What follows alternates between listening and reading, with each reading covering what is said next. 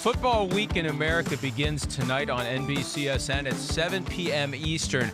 Colts-Giants from 2006. Al Michaels and John Madden on the call for Manning Bowl 1, the first encounter ever between Eli and Peyton Manning.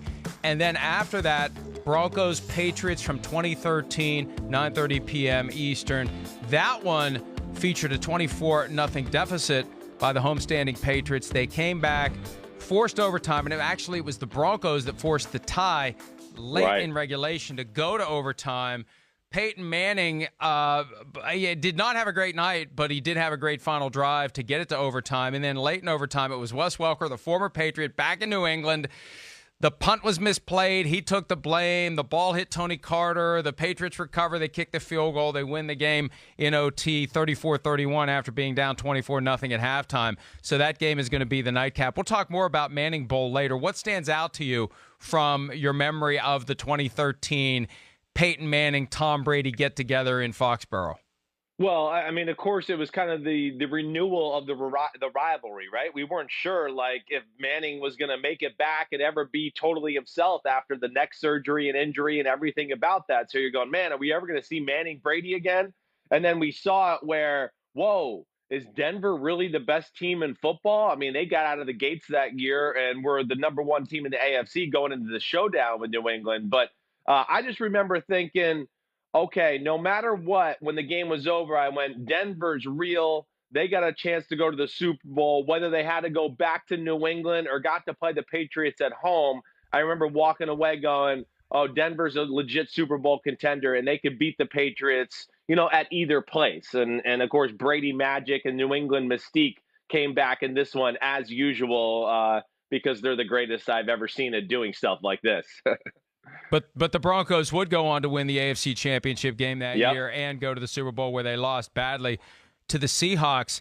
When the game went to overtime, Bill Belichick chose to kick because he wanted the win, because Peyton Manning had such a hard time throwing into the wind that night. 11 for 23 for 93 yards, throwing into the wind that was blowing in ridiculous fashion that November evening in Foxborough. And how about Knowshon Moreno? 224 rushing yards in that game on 37 carries. Well, Knowshon, I played with him in Denver.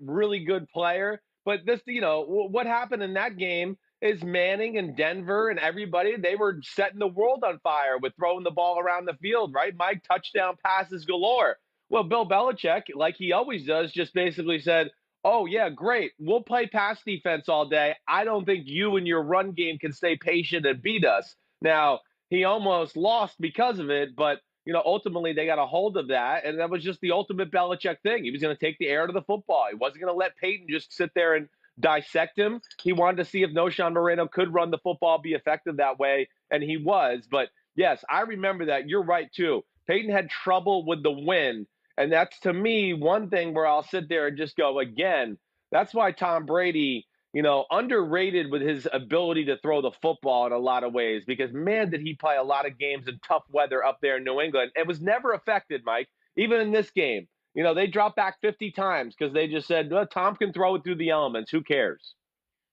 Yeah, 344 yards after halftime, 31 points after halftime from the New England Patriots offense, and he led the team to 3 scores along the way, 3 touchdown passes along the way. So, look, that game, you'll get to see it tonight. Don't just take it from us. 9:30 p.m. Eastern tonight, you'll have that Manning and Brady get-together in Foxborough from 2013.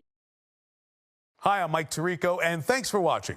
Make sure to hit subscribe for the latest news and highlights from NBC Sports.